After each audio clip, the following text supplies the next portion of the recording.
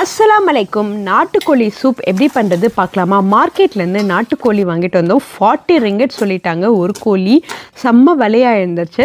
So பட்டை, கிராம்பு, ஏலக்காய், அப்புறம் கொஞ்சோண்டு சோம்பு போட்டுட்டு, வெங்காயம் ஒரு 3 வெங்காயம், அப்புறமா இஞ்சி பூண்டு பேஸ்ட்டு போட்டு வதக்கிக்கிட்டு, அதுக்கப்புறமா தக்காளியும் ஒரு 2 தக்காளி நல்லா பழமாக போட்டு அதையும் கொஞ்சம் வதக்கிக்கிட்டு, நாட்டுக்கோழி நல்லா மஞ்சத்தூள் போட்டு கழுவிக்கோங்க.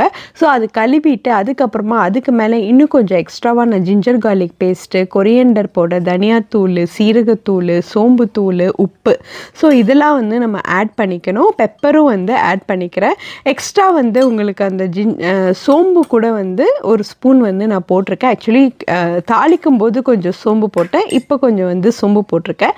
எல்லாத்தையும் நீங்கள் நல்லா மிக்ஸ் பண்ணிக்கோங்க. நான் எக்ஸ்ட்ரா கொஞ்சம் ஜிஞ்சர் கார்லிக் பேஸ்ட் ஆட் பண்ணியிருக்கேன். அது ஃபுல்லாக மிக்ஸ் பண்ணதுக்கப்புறம் நல்லா நம்ம வாட்டர் போட்டுக்கலாம். சைடில் கேபேஜ் கேரட் பொரியல் பண்ணியிருக்கேன். ஸோ நல்லா தண்ணி ஊற்றிக்கிட்டேன். ஸோ இது ஒரு 20 மினிட்ஸ் 25 மினிட்ஸ் வேகும். உங்களுக்கு ஜிஞ்சர் ஃப்ளேவர் பிடிக்கும்னா எக்ஸ்ட்ரா அந்த ஜிஞ்சர் போட்டாச்சு.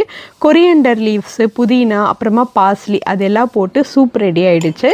ரைஸ் ப்ரெஷர் குக்கரில் வச்சாச்சு. கேபேஜ் கேரட் பொரியல், அப்புறமா சிக்கன் சூப்.